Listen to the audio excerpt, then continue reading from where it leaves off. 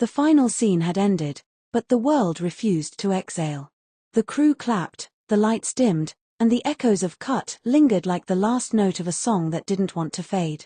Song Kang stood frozen beneath the soft stage glow, still wearing Ji-won's black coat, its collar damp from the mist machines that mimicked rain. Across from him, Kim Yo-jung's eyes shimmered under the studio lights, part actress, part something else.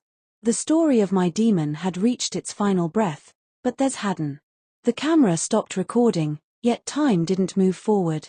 For one strange heartbeat, Seoul outside the studio felt too far away. There was only this, the quiet, the faint hum of the lights, and two souls suspended between fiction and truth. "Good work, everyone," the director's voice called. But neither of them moved. Yo-jung looked down at the floor, fingers brushing the silver pendant she still wore as do he. She was supposed to remove it when the final cut was called. She couldn't. Something inside whispered not yet.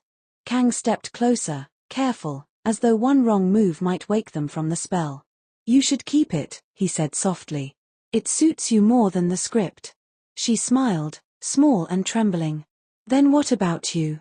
Ji-won doesn't belong to you anymore." He looked at her, eyes dark as twilight. Maybe he never did. Outside, the city was waiting, neon and noise and normalcy, but inside the set, it was still midnight. The kind of midnight that glowed at the edges. The kind that didn't want to end. They lingered as the crew packed up. Cables were rolled, props were boxed, laughter drifted faintly through the air. Yet the space between them stayed untouched. Kang leaned against the empty bar counter where they had filmed their last scene, the one where the demon finally chose love over eternity. "Do you remember our first day?" he asked, eyes tracing the pattern of light across the floor. Yo-jung nodded.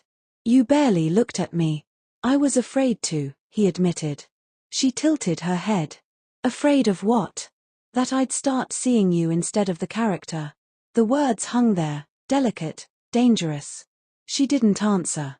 Instead, she walked toward the doorway where the fake rain had once fallen, her silhouette framed by the dim light. "And now?" she asked without turning back. "Now I don't know how to stop," he said. The silence that followed felt alive. It hummed between them like a secret wanting to be spoken. Somewhere above, a single light flickered, its hum matching the rhythm of her heartbeat. The director called one last goodbye, his footsteps fading into the night. The studio door shut, and suddenly it was just them. The hum of machines faded, replaced by something softer, the quiet sound of rain against the glass roof, real this time. Yo-jung exhaled. "We should go." Kang nodded, but neither of them moved. He watched her fingers trace the raindrops along the glass pane, the gesture so familiar it hurt. He remembered filming that scene, the way she'd looked at him right before the kiss, as if she already knew every word he wasn't going to say. He took a step forward, voice low. "If this were still part of the story, this is where I'd stop you from leaving." She turned, eyes shining. "Then why don't you?" The question wasn't in any script. He closed the distance between them until there was barely air between their breaths. The rain outside grew louder, drumming against the roof like a heartbeat refusing to slow. For a moment, neither spoke. His fingers brushed the edge of her hair, trembling like the first note of a song no one had dared to play. "You know we don't have to be them anymore," she whispered. "I'm not sure I can stop being him," he said. "Not when you're still her." Her lips parted slightly, a soundless breath escaping. The world outside blurred. He wasn't Ji-won anymore, but the way he looked at her, tender, haunted, felt like the same devotion that made a demon kneel for love. Yo-jung lowered her gaze, trying to steady herself, but the warmth radiating from him pulled her closer. "You'll forget," she said softly, as if trying to convince herself. "We both will." "Maybe," he murmured, "but not tonight." And then it happened, the moment between ending and eternity. His hand found hers. No cue, no direction, no audience. Just the quiet truth that something inside the story had followed them out of it. They didn't kiss. They didn't have to. The air between them carried enough ache to fill 1,000 love scenes. The rain softened, and she finally stepped back, though her fingers lingered against his. "Goodbye, Kang," she said, but her voice cracked on the last syllable. He smiled faintly, eyes glistening. You didn't say that as do he. I wasn't supposed to. He nodded slowly.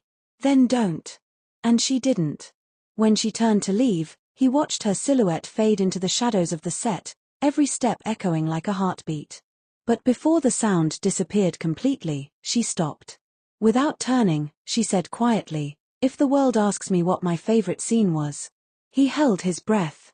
"I'll say it was the one that never made it to air." Then she was gone. Hours passed.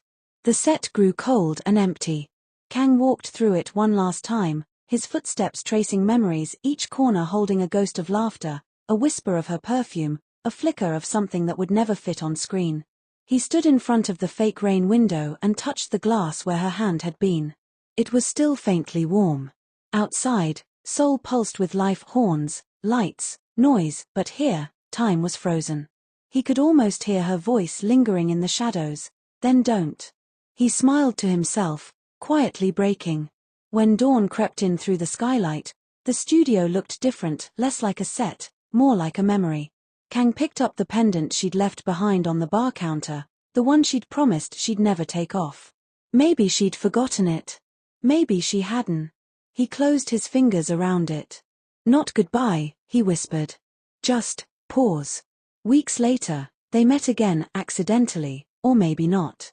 It was an awards night, bright and loud and glittering with fame. Yo-jung stood on stage, accepting her trophy with grace, her smile radiant under the lights. Kang watched from the audience, applause echoing like thunder, but his heart was whispering something quieter. When she stepped off the stage, their eyes met across the crowd. No cameras caught it, no microphones heard it, but that single look said everything the world never would. After the event, as the stars drifted out into the Seoul night, she found him waiting by the exit, hands in his pockets, the same faint smile tugging at his lips. "You kept it," she said when she saw the pendant around his neck.